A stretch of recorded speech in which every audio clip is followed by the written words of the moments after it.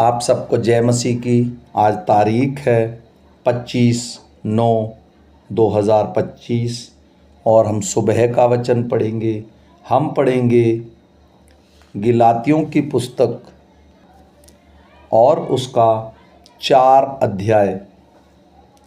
मैं यह कहता हूँ कि वारिस जब तक बालक है, यदि सब वस्तुओं का स्वामी है, तो भी उसमें और दास में कोई भेद नहीं, परंतु पिता के ठहराए हुए समय तक संरक्षकों और प्रबंधकों के वश में रहता है।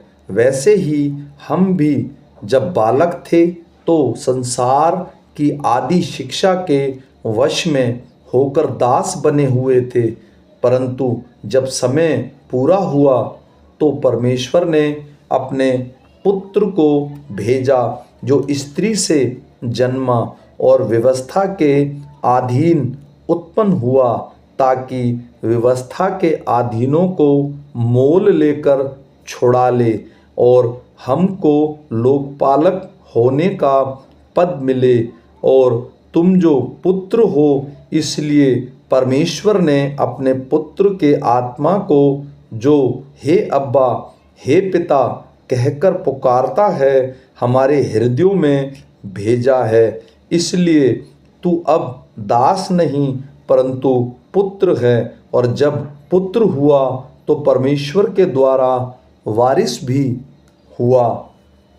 पहले तो तुम परमेश्वर को न जानकर उसके दास थे, जो स्वभाव से परमेश्वर नहीं, पर अब जो तुमने परमेश्वर को पहचान लिया, वरन परमेश्वर ने तुमको पहचाना, तो उन निर्बल और निकम्मी आदि शिक्षा की बातों की ओर क्यों फिरते हो, जिनके तुम दोबारा दास होना चाहते हो। तुम दिनों और महीनों और नियमित समयों और वर्षों को मानते हो। मैं तुम्हारे विषय में डरता हूँ, कहीं ऐसा ना हो कि जो परिश्रम मैंने तुम्हारे लिए किया है वह व्यर्थ ठहरे। हे भाइयों, मैं तुमसे विनती करता हूँ, तुम मेरे समान हो जाओ, क्योंकि मैं भी तुम्हारे समान हो गया हूँ। तुमने मेरा कुछ बिगाड़ा नहीं, पर तुम जानते हो कि पहले पहल मैंने शरीर की निर्बलता के कारण तुम्हें सुसमाचार सुनाया, और तुमने मेरा शारीरिक दशा को, जो तुम्हारी परीक्षा का कारण थी, तुच्छ न जाना, ना उससे घृणा की, और परमेश्वर के दूत वरन स्वयं मसीह के समान मुझे ग्रहण किया, तो वह तुम्हारा आनंद मनाना कहाँ गया। मैं तुम्हारा गवाह हूँ कि यदि हो सकता तो तुम अपनी आँख भी निकाल कर मुझे दे देते, तो क्या तुमसे सच बोलने के कारण मैं तुम्हारा बैरी बन गया हूँ। वे तुम्हें मित्र बनाना तो चाहते हैं, पर भले उद्देश्य से नहीं, वरन तुम्हें अलग करना चाहते हैं कि तुम उन्हीं को मित्र बना लो। पर यह भी अच्छा है कि भली बात में हर समय मित्र बनाने का यत्न किया जाए, ना केवल उसी समय कि जब तुम्हारे साथ रहता हूँ। हे मेरे बालकों, जब तक तुम में मसीह का रूप न बन जाए, तब तक मैं तुम्हारे लिए फिर जच्चा की सी पीड़ाएं सहता हूँ। इच्छा तो यह होती है कि अब तुम्हारे पास आकर और ही प्रकार से बोलूं, क्योंकि तुम्हारे विषय में मैं उलझन में हूँ।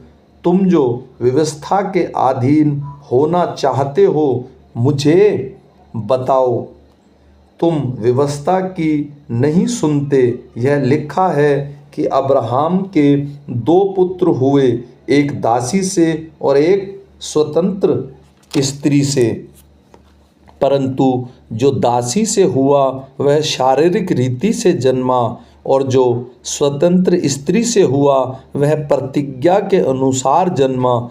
इन बातों में दृष्टांत है, ये स्त्रियां मानो दो वाचाएं हैं, एक तो सैने पहाड़ की जिससे दास ही उत्पन्न होते हैं और वह हजीरा है, और हजीरा मानो अरब का सीने पहाड़ है और आधुनिक यरूशलेम उसके तुल्य है, क्योंकि वह अपने बालकों समेत दास्तों में है। पर ऊपर की यरूशलेम स्वतंत्र है और वह हमारी माता है, क्योंकि लिखा है, हे बांझ तू जो नहीं जानती आनंद कर, तू जिसको पीड़ाएं नहीं उठती गला खोल कर जय जयकार कर, क्योंकि त्यागी हुई की संतान सुहागिन की संतान से भी अधिक है। हे भाइयों, हम इसहाक के समान प्रतिज्ञा की संतान हैं, और जैसा उस समय शरीर के अनुसार जन्मा हुआ आत्मा के अनुसार जन्मे हुए को सताता था, वैसे ही अब भी होता है। परंतु पवित्र शास्त्र क्या कहता है? दासी और उसके पुत्र को निकाल दे, क्योंकि दासी का पुत्र स्वतंत्र स्त्री के पुत्र के साथ उत्तराधिकारी नहीं होगा। इसलिए हे भाइयों, हम दासी के पुत्र पर नहीं परंतु स्वतंत्र स्त्री की संतान हैं। आमीन।